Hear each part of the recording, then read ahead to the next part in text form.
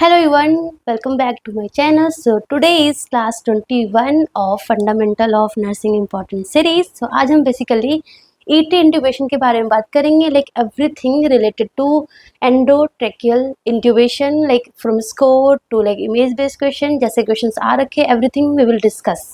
Okay, very important topic for mainly NORCET point of view. ठीक है. So before starting the class I want to say that कि be positive. You never know home you are inspiring. मतलब कभी कभी हम जैसे रास्ते में जा रहे होते हैं, कोई दो लोग बात कर रहे होते हैं, उनकी कुछ एक बात ना हमारे एक क्लिक माइंड पे एकदम स्ट्राइक करती है और हमेशा हमें याद रहती है. So always be positive. पता नहीं आप कब किसको इंस्पायर कर दो, है ना. हमेशा पॉजिटिव रहो, हमेशा मेहनत करते रहो, हमेशा अपना गोल सेट करो एंड गोल के अकॉर्डिंग अपना प्लान सेट करो एंड उसी पर फोकस करो, उस पर काम करते रहो. Okay, so let's start with the class. ET intubation. So ET intubation basically होता क्या है? This is called endotracheal tube.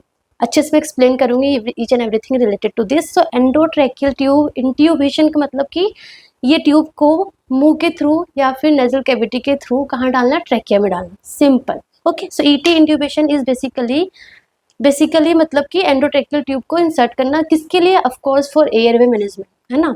So this is the invasive method. क्योंकि ये इन्वेजिव हो रहा है ना, हम लाइक अंदर डाल रहे हैं. So it is invasive method of airway management, है ना. एंड लाइक अगर जो पेशेंट होते हैं, लाइक यूजुअली हम शॉर्ट टर्म के लिए यूज़ करते हैं, लाइक 10 to 14 डेज के लिए. अगर कोई पेशेंट होता है जिसको लॉन्ग टर्म एयरवे मैनेजमेंट की ज़रूरत होती है, जिनको लॉन्ग टर्म वेंटिलेटर की ज़रूरत होती है, जैसे कि हमारा जीपीएस का पेशेंट हो गया, स्ट्रोक का पेशेंट हो गया, तो हम क्या करते हैं उनमें डालते हैं ट्रकियोस्टोमी. हम यहाँ पे एक होल क्रिएट करते हैं, यहाँ के थ्रू हम एक पाइप डालते हैं जिसको बोलते हैं ट्रकियोस्टोमी. कैसा होता है? This is called tracheostomy. This is called tracheostomy tube होता है ये, है ना. ये इमेज भी आपको पता होना चाहिए. ये इमेज भी आता है, मैं ये नहीं लेके आई हूँ आपके लिए. So this is called tracheostomy tube. अच्छे से देख लो, ये एग्जाम में आता है ना. सो ये हम देखो यहाँ पे आपको दिख रहा है ट्रकियोस्टोमी ट्यूब. यहाँ पे ट्रकिया में यहाँ पे होल करके डायरेक्टली यहाँ से डालते हैं फॉर लॉन्ग टर्म. अगर मोर देन 14 डेज होता है ना, मोर देन 14 डेज तक हम ये ट्यूब नहीं रख सकते क्योंकि बहुत दिक्कत होती है, ऑब्स्ट्रक्शन हो जाता है एंड ये लाइक मुंह के थ्रू पूरा अंदर जाता है ना. सो लाइक अल्सर्स वगैरह हो जाते हैं, ठीक है. एंड ये बार बार ब्लॉक हो जाता है. सो बिकॉज ऑफ दिस हम अगर लॉन्ग टर्म होता है, मोर देन 14 डेज की ज़रूरत होती है, तो हम यहाँ पे होल करके हम डायरेक्टली यहाँ से ट्रकिया में हम क्या डालते हैं? ट्रकियोस्टोमी ट्यूब डालते हैं, as you can see in the picture. ठीक है. So this is tracheostomy tube. So nasotracheal tube होता है या फिर ओरोट्रेकियल होता है. नेजल के थ्रू भी हम इंट्यूबेट कर सकते हैं, ओरल के थ्रू भी इंट्यूबेट कर सकते हैं. बट द क्वेश्चन इज कि नेजोट्रेकियल ट्यूब हम कब अवॉइड करेंगे? यहाँ से क्वेश्चन आता है. Contraindication for nasotracheal intubation, that is the basilar skull fracture. मैंने ऑलरेडी पढ़ाया आपको. Basilar skull fracture is the absolute contraindication for anything. Like अगर आप नज़ल से राइस ट्यूब भी नहीं डाल सकते, नज़ल से आप कुछ लाइक एयरवे जो हमारा बेसिक एडवांस एयरवे मैनेजमेंट पढ़ा था ना, वो भी नहीं कर सकते, है ना. ऑफ कोर्स आप ओरोट्रेकियल इंट्यूबेशन भी नहीं कर सकते हैं, ठीक है ना. क्योंकि अनबेजिलर स्कल फ्रैक्चर का क्या क्या साइन होता है मैंने बताया था कि कान से ब्लड आना, कान से CSF आना, नोज से CSF आना, ठीक है ना. रैकून्स आईज, पीछे पड़ा था ना यहाँ पे लाइक ऐसे ब्लूइश सा डिस्कलरेशन होता है, बैटल साइन जिसको बोलते हैं, वो सारा क्या होता है? Clinical feature of basilar skull fracture. So in that case nasotracheal intubation is absolute contraindication. Even nasogastric जो ट्यूब होता है, राइस ट्यूब होता है, वो भी नहीं डालते हैं, ठीक है. एंड एपिस्टेक्सिस, ऑफ कोर्स अगर नोज से एक्टिव ब्लीडिंग हो रही है तो कैसे आप डालोगे? क्योंकि ये तो ब्लीडिंग और चांसेस ब्लीडिंग का होता है, एंड ऑलरेडी ब्लीडिंग हो रहा है तो आप कैसे कर सकते हो? So basilar skull fracture and epistaxis is the absolute contraindication. ऐसे ही एग्जाम में आता है, ठीक है. एंड ओरोट्रेकियल ट्यूब ओरल के थ्रू कब कॉन्ट्राइंडिकेशन होता है? लाइक इन केस ऑफ मलम पट्टी स्कोर 3 and 4. क्या है ये? मैं दिखाती हूँ आपको. मलम पट्टी स्कोर 3 and 4 क्या होता है? दिस इज अ मलम पट्टी स्कोर. दिस इज, इसमें क्या होता है? मलम पट्टी स्कोर होता है 1, 2, 3 and 4. सो क्लास 1 कब बोलेंगे? मलम पट्टी क्लास 1 इज कि आपको visualisation of the soft palate, आपको proper soft palate, uvula, everything is clearly visible, तो आप क्या दोगे? क्लास 1 दोगे. बट अगर ओनली उव्यूला आपको हल्का सा दिखेगा तो उसको हम क्लास 2 देंगे. एंड क्लास 3 में क्या होगा कि only the base of the uvula दिखेगा, सॉफ्ट पैलेट नहीं दिखेगा. सो क्लास 3 होगा. एंड क्लास 4 में क्या होगा? सॉफ्ट पैलेट बिल्कुल ही नहीं दिखेगा, soft palette is not visible at all. So class 1 and 2 अगर है तो मतलब आप इजिली इंट्यूबेट कर सकते हो, इजिली ओरोट्रैकियल से इंट्यूबेट कर सकते हो। Class 1 and 2 is easy intubation कर सकते हो। क्लास 3 में, this is the class 3, class 3 में थोड़ा सा डिफिकल्ट होगा, मतलब मॉडरेट डिफिकल्ट समझ सकते हो, बट क्लास 4 में आप बिल्कुल भी like it is very very difficult to intubate through oral, ठीक है ना। So class 4 is the completely like very difficult to intubate. सो आपको मलम पट्टी स्कोर आपको समझ में आ गया होगा, right. So class 1, class 2, class 3 and class 4। So class 3 में तब भी थोड़ा बहुत कर सकते हो, बट क्लास 4 इज कम्प्लीटली बहुत ज़्यादा ही मुश्किल है इंट्यूबेट करना थ्रू ओरोट्रैकियल, ठीक है ना। एंड लॉन्ग टर्म अगर होता है तो हम क्या यूज़ करते हैं, हम ट्रैकियोस्टोमी ट्यूब यूज़ करते हैं, ठीक है। So this is called endotracheal tube. इसके पार्ट से ही क्वेश्चन आते हैं। So first of all this is the connector. ये कनेक्टर होता है एंड इसका जो डायमीटर होता है ना डेट इज 15 mm। हमने आपने सुना होगा कि डिफरेंट डिफरेंट डायमीटर्स होते हैं जो कि according to age, like adult का, बच्चों का, न्यूनेट्स का, सबका अलग अलग साइज होता है, ठीक है ना। So this is the connector. इसका होता है 15 mm diameter. This is the outer diameter, this is 15 mm and ये यूनिवर्सल है। It is everywhere same. आप लाइक 8 mm का ट्यूब ले आओ या 9 का ले आओ या 10 का ले आओ या 3 का ले आओ या 2.5 का ले आओ, हमेशा जो ये कनेक्टर है ना दिस इज ऑलवेज 15 मिलीमीटर, क्योंकि ये डायरेक्टली वेंटिलेटर से कनेक्ट होता है। तो ऐसा थोड़ी ना कि वेंटिलेटर का अलग अलग साइज का वो आएगा। सो ये वाला जो आउटर डायमीटर है ना, this diameter is always same, that is 15 millimetre. ये आपको पता होना चाहिए, ठीक है। इसको बोलते हैं कनेक्टर। क्या बोलते हैं, कनेक्टर, मतलब कि ये वेंटिलेटर से डायरेक्टली कनेक्ट होता है। ये लाइक ओरल के थ्रू अंदर जाएगा एंड ये वेंटिलेटर से कनेक्ट हो जाता है। So this is called connector, ठीक है ना। देन यहाँ पे ना आपको एक ब्लू सी लाइन दिख रही है, क्लियरली अच्छे से देखो, अगर दिखी होगी तो वेरी गुड, नहीं दिख रही होगी तो समझ जाओ यहाँ पे एक ब्लू कलर की लाइन होती है जिसको बोलते हैं रेडियो ओपिक लाइन। ये रेडियो ओपिक लाइन होती है, ठीक है। ये जो ट्यूब है ना, ये ट्यूब मतलब कि अगर आप एक्सरे देखोगे ना तो एक्सरे में ये विजिबल नहीं होती है। So because of this line, ये जो लाइन है रेडियो ओपिक लाइन, इसके थ्रू हमें पता चलता है, जब हम एक्सरे करवाते हैं तो पता चलता है कि yes it is in trachea, कहाँ तक है, लाइक क्राइना से अबव है, कहाँ है, तो पता चलता है। So this is called radio opaque line, ठीक है। Then this is called pilot balloon. क्या है ये, पायलोट बलून है ये। पायलोट बलून आपने सुना होगा ना, cuff ET tube and uncuff endotracheal tube. So cuff वाला मतलब कफ वाले में ये होगा, अगर एग्जाम में आ गया कि which one is cuff and which one is non cuff. So this is cuff endotracheal tube. कैसे हम पता लगाएंगे, पायलोट बलून के थ्रू। पायलोट बलून होगा, it means it is cuff tube. क्यों, क्योंकि ये पायलोट बलून है, ठीक है। And this is called balloon, this is called cuff. ये कफ है, मैं आपको दिखाती हूँ। जैसे कि ये हमारा पायलट बलून है, यहाँ से मैंने एयर मैंने डाला तो दिख रहा है आपको, ये दिख रहा है आपको, ये बलून, ये जो कफ है ये इन्फ्लेट हो गया है ना, एंड मैंने एयर निकाला तो ये डिफ्लेट हो गया ना, दिख रहा है आपको, है ना। So this is called cuff and this is called pilot balloon. यहाँ से बेसिकली हम एयर इन्फ्लेट करते हैं, एयर इन्फ्लेट करने के लिए इसको यूज करते हैं, ठीक है ना। सो रेडियोपिक लाइन हो गया, this is cuff, this is pilot balloon, ये तो हमारा ट्यूब हो गया, एंड दिस इज कनेक्टर, ठीक है ना। एंड यहाँ पे आपको छोटा सा, अगर if you can appreciate, this is called Murphy's eye. यहाँ पे छोटा सा लाइक होल है, काइंड ऑफ होल। एक तो ये होल है ना जो नीचे है, एंड एक साइड में होल है ना। इमेज में आप यहाँ पे देख लो, अगर यहाँ नहीं दिख रहा तो यहाँ पे साइड में होल है। एक तो यहाँ पे होल होता है एंड पे, और एक साइड में होल होगा। साइड वाले होल को बोलते हैं मर्फीज आई। मर्फीज आई क्या करता है, लेट सपोज यहाँ से कुछ ऑब्स्ट्रक्शन हो गया कंप्लीटली, या फिर एकदम कराइने से नीचे कर दिया तो ये कंप्लीट ऑब्स्ट्रक्शन हो गया, है ना। या फिर यहाँ पे आगे कुछ भी लाइक क्लॉट वगैरह जम गया, तो इन दैट केस अगर यहाँ पे कुछ ओपनिंग नहीं होगा तो क्या होगा, ये कंप्लीटली ब्लॉक हो जाएगा, पेशेंट को तो एयर मिलेगा ही नहीं, वेंटिलेशन मिलेगा ही नहीं। तो ये मर्फीज आई क्या है, हल्का हल्का एयर यहाँ से जाता रहेगा, है ना। सो कंप्लीट ऑब्स्ट्रक्शन से ये प्रिवेंट करता है, सिंपल कि कंप्लीट ऑब्स्ट्रक्शन से ये क्या करता है, प्रिवेंट करता है। सो आपको इसके बारे में अच्छे से समझ में आ गया, आई थिंक आपको आ गया होगा, इमेज भी समझ में आ गया होगा। अब इस तरीके का इमेज मिलेगा तो ये क्या है, this is cuff endotracheal tube. अगर अनकफ होता तो क्या होता, this pilot balloon will not there, pilot balloon नहीं होता, एंड पायलट बलून नहीं होता तो ऑफकोर्स दिस कफ जो है ये कफ भी नहीं होता, ठीक है। सो आई थिंक ये आपको क्लियर हो गया होगा। देन ये आपको समझ में आ गया, ठीक है ना। Then coming to the intubation, कि इंट्यूबेशन जो करते हैं हम, ये जो ट्यूब है, कहाँ गया ये ट्यूब, दिस ट्यूब को हम जब इंसर्ट करते हैं तो एक प्रोसीजर होता है, प्रॉपर सीक्वेंस होता है, ऐसे नहीं कभी भी कुछ भी कर दिया, प्रॉपर सीक्वेंस होता है। नॉर्सेट 2022 में सीक्वेंस से ही क्वेश्चन आ गया था कि कब क्या कैसे करना है, ठीक है ना। So sequence is also very important कि कब क्या करना है। सो फर्स्ट ऑफ ऑल हम क्या करते हैं, वी आर डूइंग प्रिपरेशन। हमने देख लिया पेशेंट का सैचुरेशन मेंटेन नहीं कर रहा है, पेशेंट टैकिपनिक हो रहा है, टैकिकार्डिया हो रहा है, पेशेंट का जीसीएस कम है पेशेंट का, जो एयरवे है जो थ्रेटेंड है, अच्छे से सांस नहीं ले पा रहा है, सो इन दैट केस मतलब कि उसको इंट्यूबेट करना पड़ेगा, राइट। सो इंट्यूबेशन से पहले क्या होता है, प्रिपरेशन होता है। ऑफ कोर्स प्रिपरेशन होगा, कोई भी प्रोसीजर करते हैं सबसे पहले हम प्रिपरेशन करते हैं। सो प्रिपरेशन में क्या करेंगे, of course consent is something very important, क्योंकि ये क्या है, इन्वेजिव प्रोसीजर है। सो कोई भी इन्वेजिव प्रोसीजर करना हो तो सबसे पहले हम क्या करते हैं, कंसेंट लेते हैं। सो हम कंसेंट लेंगे, हम लाइक वेंटिलेटर अरेंज करेंगे, ट्यूबिंग अरेंज करेंगे, जितने मेडिसिन वगैरह देंगे, जो हम प्री ट्रीटमेंट मेडिसिन देते हैं वो अरेंज करेंगे, monitor, ECG, SpO2 probe, everything we arrange, ठीक है ना। So this is called preparation. Preparation में सारे equipment, suction catheter, everything, this is called suction catheter, है ना। ये सक्शन कैथेटर होता है जिससे हम सक्शन करते हैं। सो एवरीथिंग वी अरेंज, ठीक है ना। प्रिपरेशन करने के बाद हम क्या करते हैं, प्री ऑक्सीजनेशन या फिर हाइपर वेंटिलेशन, आपने सुना होगा hyper ventilation, hyper oxygenation.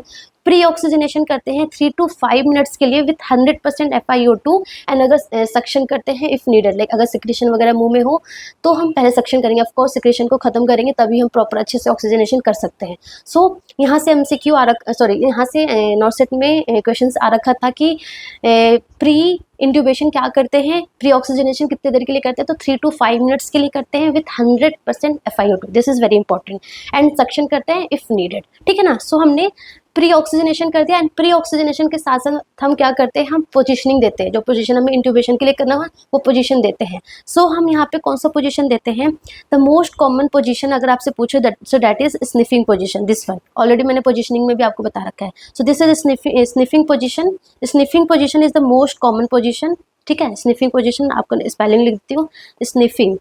Sniffing position क्या करते हैं, कुछ नहीं करते हैं, हाइपर एक्सटेंशन करते हैं, ठीक है ना, सो दैट ये वाला पार्ट अच्छे से विजुअलाइज हो जाए। सो ठीक है, so this is the first priority position during intubation. इसमें क्या करते हैं, सर्वाइकल स्पाइन से फ्लेक्शन होगा and extension of atlanto occipital जो जॉइंट है वहां से एक्सटेंशन होगा, ठीक है ना, and also known as flexo tension position भी बोलते हैं, सो दैट ये पार्ट अच्छे से विजुअलाइज हो जाए, ठीक है ना। So sniffing position, but in some cases like कि अगर पेशेंट है वो ओबीज है, बहुत ज़्यादा मोटा है या फिर वो प्रेग्नेंट है, सो इन दैट केस हम कौन सा पोजीशन देते हैं, हम देते हैं रैम्पिंग पोजीशन।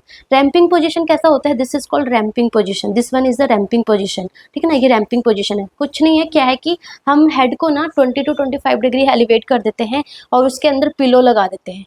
मतलब मेन क्या मोटिव होता है कि जो ट्रैगस है ना, this tragus and this is the external auditory meatus हो गया, and this is external notch, ये दोनों इक्वल में हो जाना चाहिए। ये हमारा रैम्पिंग पोजीशन में हमारा टारगेट होता है कि this external auditory meatus and this external notch जो है वो इक्वल हो जाना चाहिए, सेम लेवल पे होना चाहिए, ठीक है ना। सो प्रॉपर उस तरीके का हम पोजीशन देते हैं, this is called ramping position, ठीक है ना। पेशेंट के नेक को एक्सटेंड करते हैं एंड जो फेस है वो हॉरिजॉन्टल हो जाता है ना, दिख रहा होगा ना, फेस हॉरिजॉन्टल है, नेक हमने स्ट्रेच कर दिया, एंड ये like external auditory meatus plus external notch जो है वो सेम पोजीशन में आ गया। So this is called ramping position. तो अगर आपको एग्जाम में आ गया कि पेशेंट जो है ओबीज है या फिर प्रेग्नेंट है, तो इन दैट केस कौन सा पोजीशन देना है, रैम्पिंग पोजीशन देना है, वरना फर्स्ट प्रायोरिटी कौन सी है, स्निफिंग। अगर मोटा है या फिर प्रेग्नेंट है तो रैम्पिंग। बट अगर इन सम केसेस जैसे कि स्निफिंग पोजीशन पे प्रॉपर विजुअलाइज नहीं हो रहा, प्रॉपर लेरिंग्स प्रॉपर अच्छे से ट्रैकिया विजुअलाइज नहीं हो रहा है, प्रॉपर लेरिंगोस्कोप आप इंसर्ट नहीं कर पा रहे हो, तो सेकंड प्रायोरिटी वाला पोजीशन अगर पूछते हो तो क्या होगा, रोज पोजीशन, ठीक है ना। रोज क्या है, समथिंग आप रोज जब सुनते हो तो कैसे करते हो, ऐसे करते हो ना, सिर्फ वही पोजीशन होता है, ठीक है ना। सो it is the second priority during intubation. इसमें हम क्या करते हैं, इसमें हम लाइक शोल्डर के नीचे भी पिलो रखते हैं रिंग शेप का, एंड ये हेड के नीचे भी पिलो रखते हैं एंड इसको हाइपर एक्सटेंड करते हैं। So this is the rose position, ठीक है ना। It is use as a second priority during intubation. Patient is placed in supine position and place a pillow और रोल टॉवल और sandbag under the client's shoulder, shoulder के नीचे रखेंगे, and a rubber ring also placed under the head to stabilise it, ठीक है ना। This position also use during, हाँ जब मैंने आपको पोजीशनिंग पढ़ाई थी तो मैंने बताया था जितनी भी नेक में सर्जरी होती है, लाइक टॉन्सिलेक्टोमी हो गया, एडेनोक्टोमी हो गया या फिर ट्रैकियोस्टोमी हो गया, कुछ भी हो गया, तो हम रोज पोजीशन ही देते हैं। वैसे ही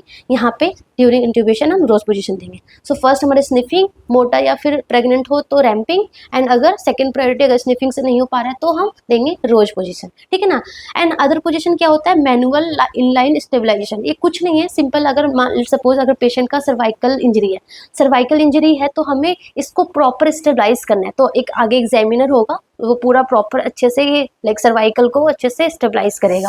this is called manual inline stabilisation in case of cervical injury, ठीक है ना। सो पोजीशन समझ में आ गया। हमने प्रॉपर पोजिशनिंग दिया एंड हाइपर ऑक्सीजनेट कर दिया।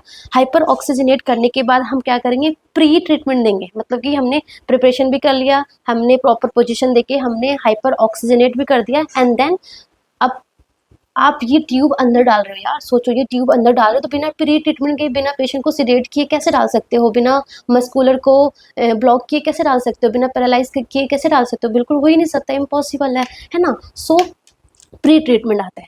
प्री ट्रीटमेंट में क्या करते हैं, प्री ट्रीटमेंट में हम like midaz as per need, like ये ना इंस्टीट्यूशन टू इंस्टीट्यूशन भी वेरी करता है, लाइक मिडाज भी देते हैं, कोई प्रोपोफोल देता है, फेंटानिल देता है ना, डिपेंड करता है।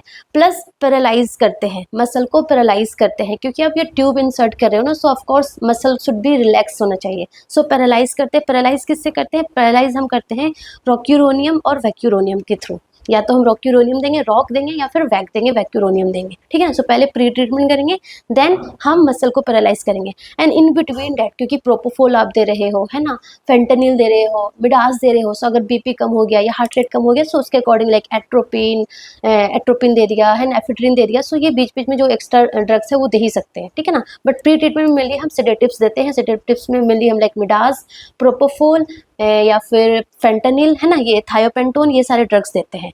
एंड इथोमिडेट, थायोपेंटोन, ये सब बेसिकली लाइक एक्स्ट्रा है, जब according to the situation, like heart rate कम हो गया तो एट्रोपिन दे दिया ना, सो वो हो गया। एंड पैरालाइज कर दिया, मसल को पैरालाइज कर दिया। सो प्री ट्रीटमेंट के बाद हम पैरालाइज करते हैं। पैरालाइज के बाद आप क्या करोगे, of course you will insert this tube, है ना, मतलब कि इंट्यूबेट कर दोगे, ये ट्यूब को इंसर्ट करोगे। पहले आप लेरिंगोस्कोप डालोगे, लेरिंगोस्कोप से प्रॉपर आप विजुअलाइज करोगे, देन ये ट्यूब को इंसर्ट कर दोगे, राइट। सो जब आप ये इंसर्ट करते हो ना, सो समटाइम्स ना आपने अगर कभी ये करवाया होगा, इंट्यूबेशन करवाया होगा, तो आपने देखा होगा कि क्रिकॉइड प्रेशर लगाते हैं sometimes.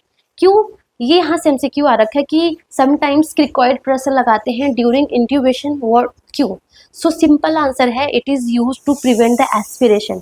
To prevent the aspiration, यहाँ पे क्रिकॉइड पे ना एक प्रेशर लगाते हैं, ठीक है ना, as you can see in the picture, यहाँ पे क्रिकॉइड कार्टिलेज है, वहाँ पे एक प्रेशर लगाते हैं, सो डैट एस्पिरेशन ना हो, क्योंकि ये हाइपोफेरिंग्स को ऑक्लूड कर देता है ना, सो एस्पिरेशन से प्रिवेंट करते हैं, लाइक कुछ भी गैस्ट्रिक कंटेंट वापस से ट्रैकिया में ना चला जाए, ठीक है ना। सो उसको प्रिवेंट करने के लिए हम क्रिकॉइड प्रेशर लगाते हैं। एंड दूसरा होता है बर्फ। बर्फ क्या होता है, बैकवर्ड, अपवर्ड, राइटवर्ड प्रेशर। इसमें क्या करते हैं, यहाँ पे थायराइड कार्टिलेज पर प्रेशर लगाते हैं ड्यूरिंग लेरिंगोस्कोप। जब लेरिंगोस्कोप अंदर इंसर्ट करते हैं ना, so during that time backward, upward, rightward pressure लगाते हैं on thyroid cartilage. So cricoid pressure is different and this BURP procedure is different, ठीक है ना। Cricoid pressure is use to prevent the aspiration and BURP procedure जो है हम during laryngoscope के through time करते हैं, ठीक है। सो वन मोर क्वेश्चन कि लेरिंगोस्कोप कैसा दिखता है एंड कौन सा साइज यूज करते हैं, है ना, सो ये भी पता होना चाहिए आपको। सो this is laryngoscope, it is used to visualize the larynx and depress the tongue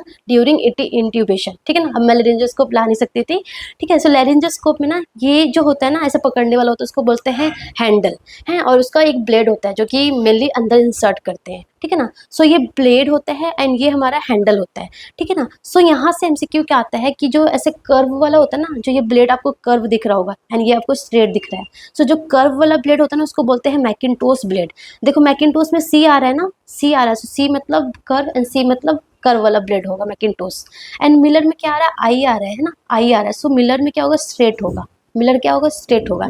and one more important thing आपको यहाँ याद रखना है कि मिलर जो है ना, मिलर स्ट्रेट वाला जो है वो बच्चों में यूज करते हैं, पीडियाट्रिक्स में। तो अगर आपको पूछ रहे कि पीडियाट्रिक्स में मिलर यूज करते हैं कि मैकिन्टोश, सो मिलर यूज करते हैं। बच्चे सीधे साधे होते हैं ना, देखो एम मिलर में आई आ रहा है, आई मतलब स्ट्रेट, तो स्ट्रेट होगा क्या, ब्लेड, ठीक है। एंड बच्चे क्या होते हैं, सीधे साधे होते हैं, सो हम बच्चे में हम सीधा वाला यूज करते हैं, मिलर यूज करते हैं, ऐसे याद रखना है, ठीक है ना। मिलर याद हो गया। एंड मैकिन्टोश, मैकिन्टोश में जो ब्लेड है वो कैसा होगा, कर्व होगा। सी आ रहा है, मैकिन्टोश में सी आ रहा है तो कर्व होगा, तो कर्व वाला ब्लेड कहाँ यूज करते हैं, जो एडल्ट होते हैं, हम लोग टेढ़े होते हैं, बदमाश होते हैं, तो टेढ़े होते हैं, सो इसलिए कर्व वाला यूज करते हैं, ऐसे याद रखना है, जस्ट फॉर मेमोराइजिंग, गलत मत लेना, ठीक है।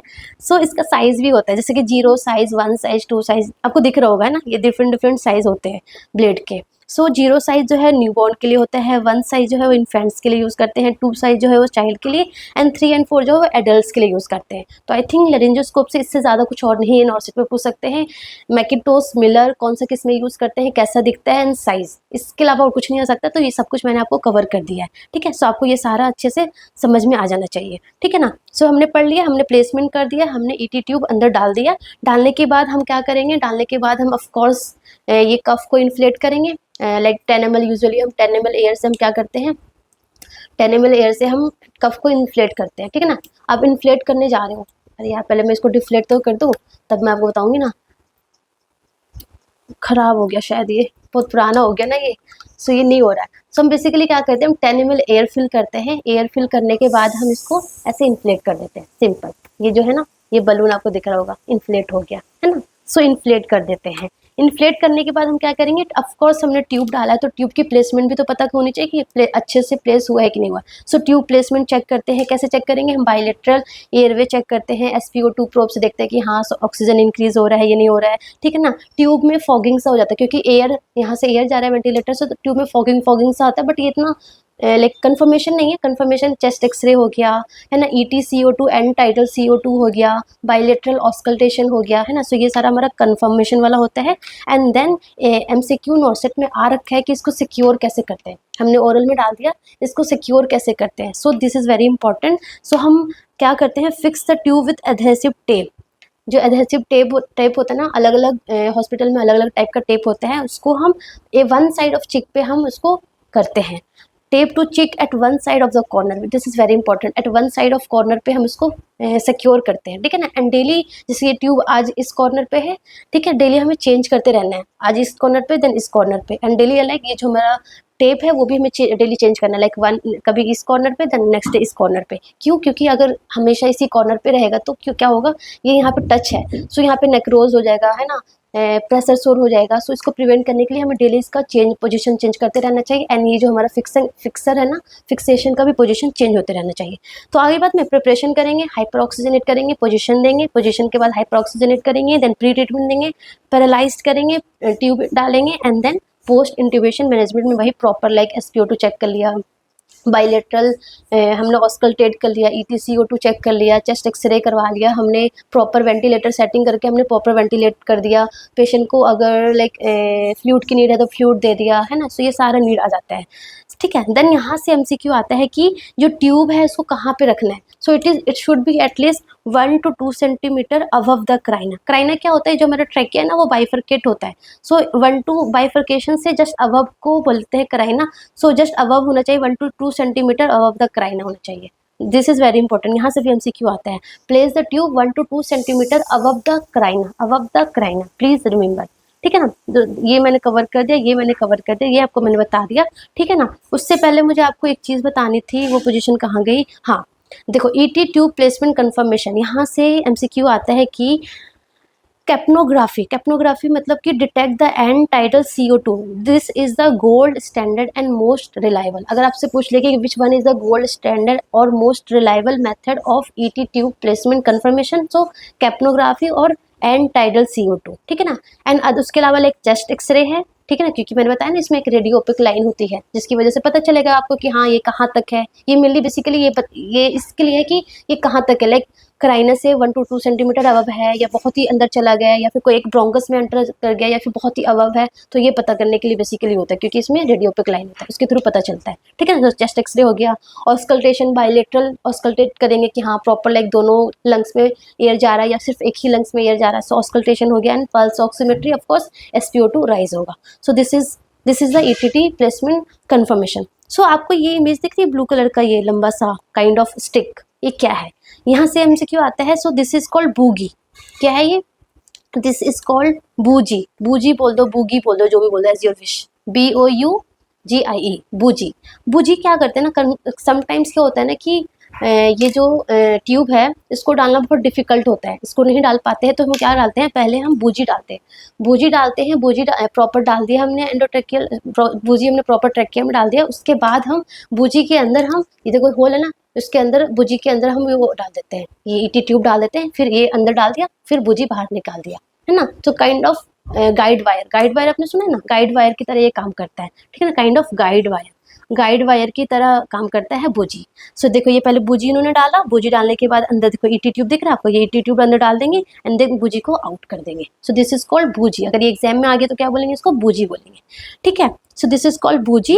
ये समझ में आ गया। देन कमिंग टू द कि जो एंडोट्रेकियल ट्यूब है ना, इसके साइज से एमसीक्यू आता है कि ये कहाँ तक जाना चाहिए, कौन सी साइज होना चाहिए। सो मैं ना proper like from neonates to adult सबका साइज मैंने एक ही स्लाइड में बना दिया है। इसकी आप स्क्रीनशॉट ले लो और इसको एकदम अच्छे से माइंड में फिक्स कर लो, ठीक है ना। सो न्यू बॉर्न के लिए कौन सा साइज यूज होगा, सो लेस देन 1 kg। देखो मेरे पास जो एंडोट्रेकियल ट्यूब है ना, दिस इज 3.5 mm का है। सो दिख रहा है आपको 3.5 mm का जो ये कितना पतला होता है, ठीक है ना। सो जो लेस देन 1 kg का जो बेबी होगा ना, उसमें हम 2.5 mm यूज करते हैं।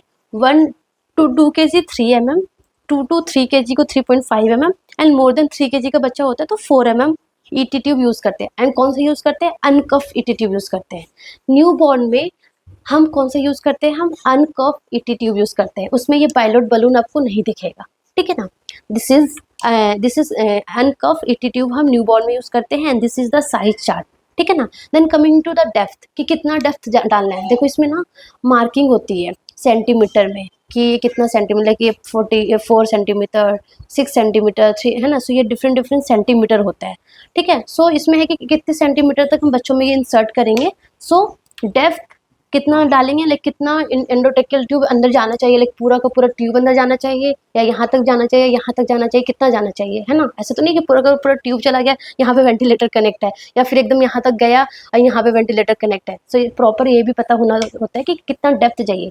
तो न्यू बॉर्न में सिंपल है, बहुत सिंपल है, 6 plus weight of new born. Like 2 kg का बच्चा है तो 6 + 2 8 सेंटीमीटर अंदर जाएगा, ठीक है ना। 3 kg का बच्चा है तो 6 + 3 9। सो डेप्थ कितना जाएगा, 6 plus weight of newborn, ये पता कर लो बस। सो न्यू बॉर्न का कंप्लीट हो गया। Then coming to the infants. So infants में बेसिकली हम 4 to 4.5 mm जो ट्यूब है ये यूज़ करते हैं। कफ भी यूज़ कर सकते हैं, अनकफ भी यूज़ सकते हैं, अनकफ भी यूज़ कर सकते हैं, बट मोस्टली हम अनकफ, इन्फेंट्स में भी हम अनकफ ही यूज़ करते हैं मोस्ट ऑफ द टाइम, ठीक है ना। सो इन्फेंट का है 4 to 4.5 mm, ठीक है ना। Coming to the children. So children में कितना यूज़ करते हैं, चिल्ड्रन में हम यूज़ करते हैं 5 mm to 7 mm। But children का एक फॉर्मूला याद कर लो, एंड ये फॉर्मूला नॉर्सेट में आ रखा है, पता नहीं कौन से नॉर्सेट में आया है, 4 5 6 कौन से, बट आ रखा है, ठीक है ना। सो ये फॉर्मूला आ रखा है। सो पीडियाट्रिक्स में एंडोट्रेकियल ट्यूब जो होता है उसका फॉर्मूला है एज अपॉन में 4, एज जो है वो ईयर्स में होना चाहिए, एज अपॉन में 4 + 4। This is for cuff ET tube, इसके लिए कफ ईटी ट्यूब के लिए है एज अपॉन में 4 + 4, ठीक है ना। एंड अगर uncuff, this is called for uncuff, but अगर कफ की बात करें सो अनकफ में 0.5 माइनस कर दो तो वो कफ का आ जाएगा, ठीक है ना। So paediatric endotracheal tube for uncuff age upon में 4 + 4। बट अगर उन्होंने कफ की बात पूछ ली तो कफ में क्या करेंगे, सिंपल अनकफ वाला जो ईटी ट्यूब होगा उसमें 0.5 हम माइनस कर देंगे। सो this is for paediatrics ET tube, ठीक है ना। जैसे कि लेट्स सपोज बच्चे का जो एज है वो 4 साल का है तो 4 अपॉन में 4 + 4 तो 1 हो जाएगा, 1 + 5 मतलब 5 mm अनकफ यूज करेंगे। बट अगर बोला कि कफ बताओ तो कफ क्या करेंगे, 4.5 mm हो जाएगा, सिंपल, ठीक है ना। सो ये हमारा आंसर हो गया, ठीक है ना। कितना डेप्थ इंसर्ट करेंगे, यहाँ पे भी एमसीक्यू आता है। सो डेप्थ कितना इंसर्ट करेंगे, 10.5 plus weight in kg upon में 2 फॉर ओरल एंडोट्रेकियल ट्यूब, ठीक है ना। 10 plus weight in kg upon में 2, दिस इज द फॉर्मूला, ठीक है ना। Then coming to the adult वाले के लिए, ठीक है ना। तो हमने न्यूबॉर्न का पता कर लिया, हमने इन्फेंट का पता कर लिया, हमने पीडियाट्रिक्स का पता कर लिया, चिल्ड्रन का पता कर लिया। Then coming to the adult में फॉर फीमेल एडल्ट के लिए हम 7 to 8.5 mm यूज़ करते हैं। यूजुअली मोर देन 7.5 होना चाहिए, मोर देन 7 होना चाहिए, ठीक है ना। सो फीमेल एडल्ट के लिए 7 to 8.5 एंड मेल एडल्ट के लिए 8 to 9 mm यूज़ करते हैं। लाइक ये नॉर्सेट आई थिंक 2022 समथिंग में आ रखा था कि मेल एडल्ट है उसके लिए कौन सा ईटी ट्यूब यूज़ करेंगे, 7 8 9 10 ऐसे था। तो आंसर क्या होगा, 8 होगा, 8 to 9 है ना। यूजुअली 8 वाला यूज़ करते हैं। सो 8 to 9 हमारा मेल एडल्ट का हो गया। बट अगर बहुत लार्ज एडल्ट है, बहुत लंबा चौड़ा इंसान है तो उसके लिए हम 9 to 10 mm वाला यूज़ करते हैं, ठीक है ना। तो अगर बहुत लार्ज एडल्ट की बात बोलते तो 9 to 10 एंड अगर नॉर्मल मेल एडल्ट की बोले तो 8 to 9 mm, ठीक है ना। सो ये आपको ये बस याद कर लो, हमेशा आपको सारा चाहे साइज चार्ट यहाँ से कंफ्यूजन होता है तो ये आपको याद कर लेना बेसिकली, ठीक है ना। सो डेप्थ की बात करें कि मेल और फीमेल में कितना डेप्थ होना चाहिए, सो सिंपल है, फीमेल में 21 एंड मेल में 23, सिंपल, ठीक है ना। For man it is 23 centimetre and for women it is 21 centimetre.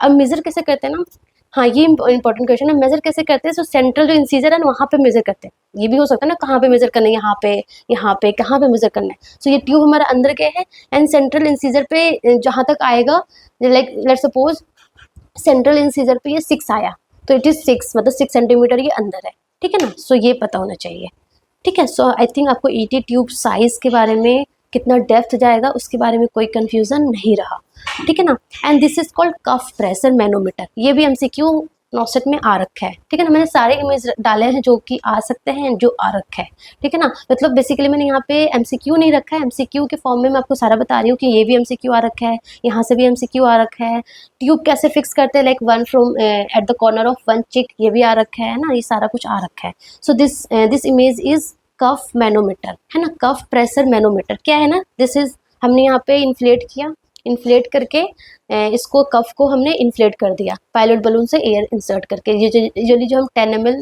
Air inflate करते हैं, 10 ml एयर डालते हैं, ठीक है ना। सो द क्वेश्चन इज कि ये बहुत ज़्यादा भी नहीं कफ इन्फ्लेट होना चाहिए, बहुत कम भी नहीं होना चाहिए, एक प्रॉपर अमाउंट भी होना चाहिए। और वो कितना अमाउंट में होना चाहिए, वो होना चाहिए 15 to 25 mmHg या फिर 20 to 30 सेंटीमीटर ऑफ H2O, ठीक है ना। 15 to 25 mmHg या फिर 20 to 30 सेंटीमीटर ऑफ H2O। जब हम ये कफ मैनोमीटर से हम मेजर करेंगे ना, कफ प्रेशर मैनोमीटर जो है, इससे जब हम मेजर करेंगे तो कितना होना चाहिए, 15 to 25 mmHg होना चाहिए या फिर 20 to 30 सेंटीमीटर ऑफ H2O होना चाहिए, ठीक है ना। ये यूनिट याद रखना, यूनिट्स, कुछ लोग क्या करते हैं ना, यूनिट ध्यान नहीं देते, कुछ भी टिक करके आ जाते हैं, फिर बोलते हैं कि मैंने तो ये याद किया था और ये ऐसे हो गया। सो यूनिट भी ध्यान रखना है आपको, ठीक है ना।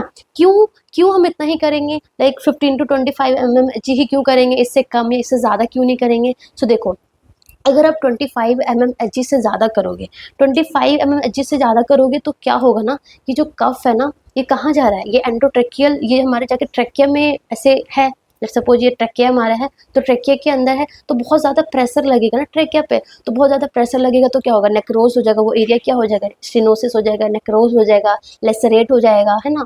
सो ये सारे को प्रिवेंट करने के लिए, स्कीमिया हो जाएगा, वहाँ पे ब्लड सप्लाई प्रॉपर नहीं होगा, स्कीमिया हो जाएगा, लेसरेशन हो जाएगा, नेक्रोज हो जाएगा, स्टेनोसिस हो जाएगा। सो ये सब प्रिवेंट करने के लिए हम क्या करते हैं, हम लाइक 15 to 25 mmHg प्रेशर रखते हैं, ठीक है ना। और इसके अलावा अगर बहुत ज़्यादा लॉन्ग टर्म तक इतना प्रेशर रहेगा तो क्या हो जाएगा, टेफ भी होने का डर रहता है। टेफ मतलब ट्रेकिया और इसोफेगस के बीच में कनेक्शन हो जाएगा, ठीक है ना। आपने ये GIT डिसऑर्डर्स में पढ़ रखे होंगे। सो ये आपको पता होना चाहिए। सो फर्स्ट क्वेश्चन तो यहाँ से आता है, this is the image and ये कितना रखना चाहिए, एंड अगर ज़्यादा रखेंगे तो क्या हो सकता है। देन एक बार MCQ नॉर्सेट में ये आ रखा है कि जो ये कफ है ना, ये कफ का फंक्शन क्या है। तो लोगों को ना ये लगता है कि ये जाके वहाँ पे फिक्स हो जाता है, ये ईटी ट्यूब को फिक्स करने के लिए यूज़ करते हैं। सो नेवर, ये कभी भी ईटी ट्यूब को फिक्स नहीं करता है। ईटी ट्यूब को फिक्स करने के लिए तो हम यहाँ पे लाइक वो कर रहे हैं ना, हम लाइक टेप वगैरह लगा रहे हैं, प्रॉपर टेगाडम लगाते हैं, टेप लगाते हैं फिक्स करने के लिए। ये ईटी ट्यूब को फिक्स नहीं करता है बच्चों, ये क्या करता है, ये ईटी ट्यूब को क्या करता है, ये ईटी ट्यूब को करता है, ईटी ट्यूब को क्या करता है, कुछ नहीं करता है। ये क्या करता है कि एस्पिरेशन से प्रिवेंट करता है, जो हमारा गैस्ट्रिक कंटेंट है ना उसको ऊपर लाइक ट्रकिया के थ्रू फिर अंदर लाइक लंग्स में जाने से प्रिवेंट करता है। प्लस और क्या करता है, अगर ये प्रेशर नहीं होगा ना, अगर ये इन्फ्लेटेड नहीं होगा तो क्या करेगा, जो एयर है ना, हमने जो एयर दिया वो एयर लीकेज होगा, एयर लीकेज हो जाएगा। So proper like ventilation patient को नहीं मिल पाएगा। सो ये एयर लीकेज को प्रिवेंट करता है, प्लस एस्पिरेशन को प्रिवेंट करता है, कभी भी ये फिक्स नहीं करता है।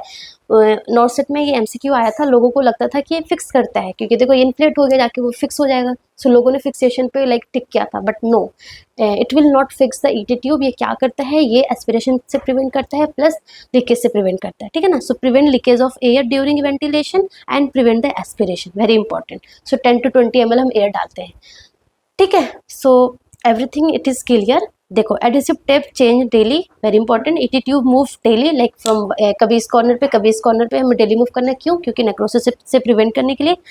हाँ, सक्शन करते रहना है। ईटी ट्यूब अंदर चला गया तो ऑफकोर्स हमें एवरी 2 आवर्ली और एज पर नीडेड हमें सक्शन करना है, सो डैट जो भी सिक्रेशन वगैरह है वो ब्लॉक ना हो जाए, ठीक है। सक्शन करना है। एंड वेरी इंपॉर्टेंट, जो भी पेशेंट इंट्यूबेटेड है, जिस पेशेंट को भी एंडोट्रेकियल ट्यूब या फिर ट्रेकियोस्टोमी ट्यूब डाला हुआ है, वेंटिलेटर पे है, तो हमेशा एक एम्बू बैग उसके बेड साइड रहना चाहिए, हमेशा एक एम्बू बैग उसके बेड साइड रहना चाहिए। क्यों क्यों क्यों?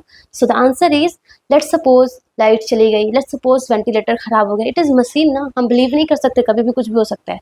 सो वेंटिलेटर बंद हो गया, एम्बू बैग नहीं है, तो आप तो एम्बू बैग ही ढूंढते चले जाओगे, तब तक पेशेंट क्या चले जाए, पेशेंट जो है वो डिस्ट्रेस में चला जाएगा, है ना, हाइपोक्सिया में चला जाएगा। So to prevent this, let suppose light चली गई, लेट सपोज वेंटिलेटर खराब हो गया, एम्बू बैग होगा, फटाफट आप एम्बू स्टार्ट कर दोगे, है ना। सो एक एम्बू बैग हमेशा बेड साइड होना चाहिए, वेरी इंपॉर्टेंट, ठीक है। देन हमने ये बता दिया आपको, हमने मल्लम पट्टी स्कोर बता दिया। हाँ, दिस इज ऑल्सो इम्पॉर्टेंट, हाँ ये याद रखना, मल्लम पट्टी स्कोर किस लिए यूज करते हैं? It is use to assess the difficult of ET intubation, ये लाइन याद रखना। मल्लम पट्टी स्कोर क्यों यूज करते हैं? It is use to assess the difficult of ET intubation. 4 classes होती है, क्लास 1 2 3 4। 1 and 2 इजी इंट्यूबेशन, बहुत इजीली हो जाएगा, 3 में थोड़ा मॉडरेट डिफिकल्ट होगा, and 4 it is very difficult to intubate, ठीक है। Then one more score is lemon law, क्या? लेमन, लेमन नींबू, ठीक है, नींबू। सो लेमन लॉ, लेमन लॉ क्या बोलता है? एल, एल मतलब लेमन, एल लेमन में LEMON होता है। सो एल, एल मतलब क्या है? लुक एक्सटर्नली, क्या एक्सटर्नली देखना है? सो लेमन लॉ क्या है ना, lemon law it is the evaluation criteria for difficult airway, जो डिफिकल्ट एयरवे होता है ना उसका इवेल्युएशन क्राइटेरिया होते हैं, लाइक अकॉर्डिंग टू स्कोर उसको कैटेगराइज करते हैं कि ये कितना डिफिकल्ट है, कितना डिफिकल्ट नहीं है। सो लेमन लॉ भी आता है एग्जाम में।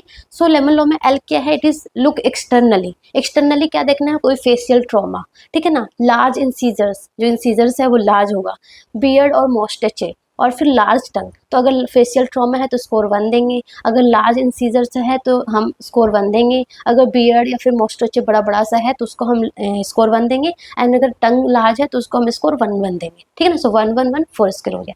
देन ई, ई मतलब इवेल्युएट द 3-3-2 रूल, ये क्या है? 3-3-2 रूल क्या है?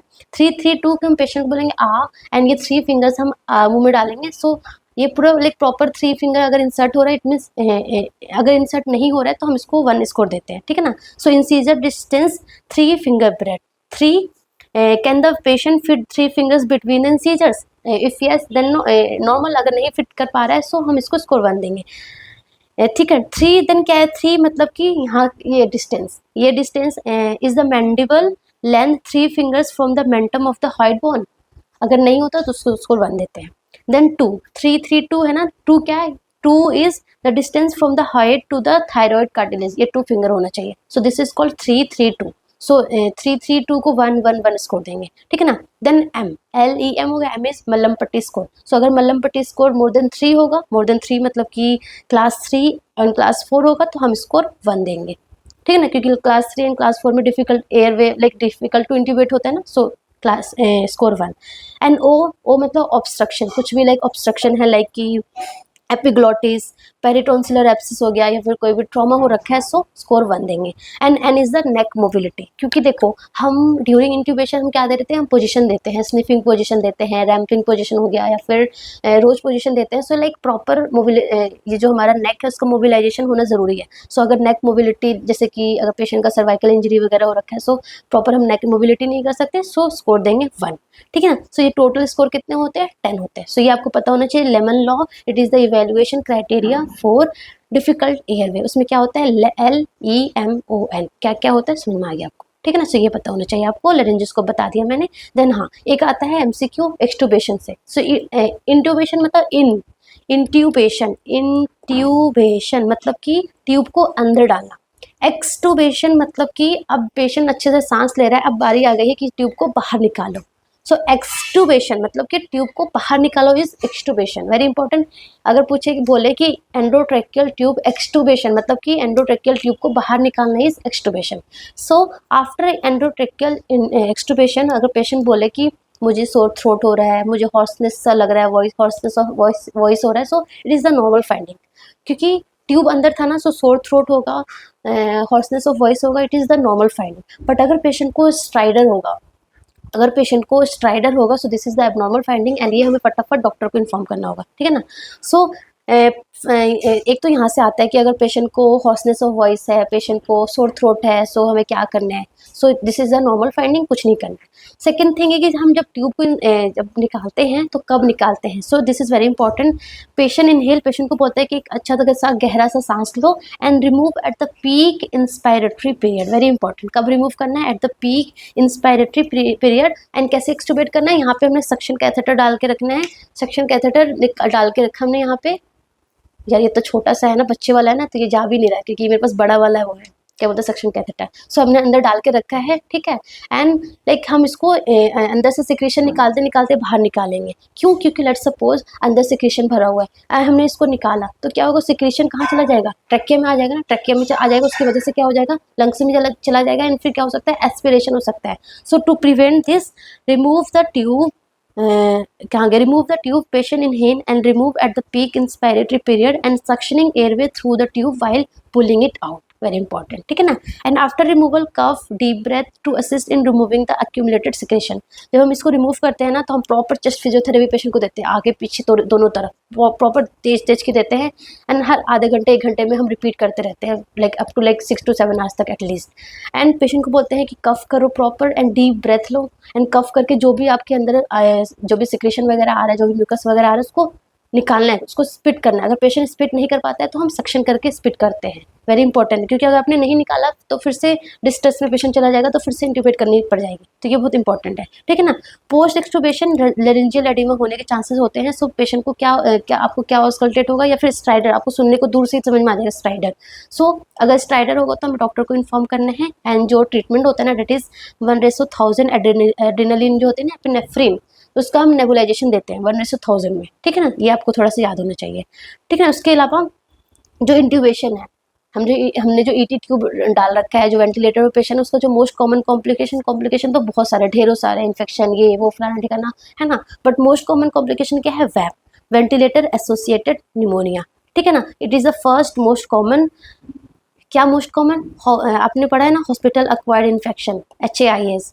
सो hospital acquired infection, most common hospital acquired infection in developing countries like in India, so it is VAP, ventilator associated pneumonia. Second क्या है, सेकंड हमारा है UTI, ठीक है ना। सो ये आपको पता होना चाहिए, ऑलरेडी मैंने हॉस्पिटल एक्वायर्ड इन्फेक्शन में आपको अच्छे से समझा रखा है, ठीक है ना। वेब को प्रिवेंट करने के लिए क्या करते हैं हम, पोजीशन करते हैं, लाइक एलिवेटेड होना चाहिए, है ना, फॉरवर्ड पोजीशन होना चाहिए, ओरल केयर डेली है, क्लोरहेक्सिडिन से डेली ओरल केयर देना है पेशेंट को, प्रॉपर सक्शन करना है ना, डेली सिडेशन स्केल्स, डेली हमें पेशेंट को सिडेशन असिस्ट करते रहना है, सक्शन करते रहना है ना। एंड लाइक DVT प्रोफाइलेक्सिस देते हैं, DVT प्रोफाइलेक्सिस देते हैं क्योंकि पेशेंट मोबिलाइज नहीं होता ना, एक ही जगह पे बैठा हुआ है, तो डीप वेन थ्रोम्बोसिस हो सकता है, तो DVT प्रोफाइलेक्सिस देते हैं। प्लस हम और क्या देते हैं, हम पेप्टिक अल्सर प्रोफाइलेक्सिस देते हैं। सो ये हमारा वेब बंडल में ये सारा इंक्लूड है। सो ये सारा आपको ध्यान रखना है। सो दैट्स ऑल अबाउट, बस मैं एट द एंड यही बोलना चाहूँगी कि आप लोग जी जान लगा दो, जी जान लगा के अपना पूरा 100% दो, अच्छे से पढ़ो, ठीक है ना। ये देखो यार, तुम इतने बड़े हो गए, अब तक अपने पेरेंट्स के लिए कुछ कर नहीं रहे हो, ये सोचो ना, और फिर अच्छे से मेहनत करते रहो, ठीक है। So all the best, thank you so much.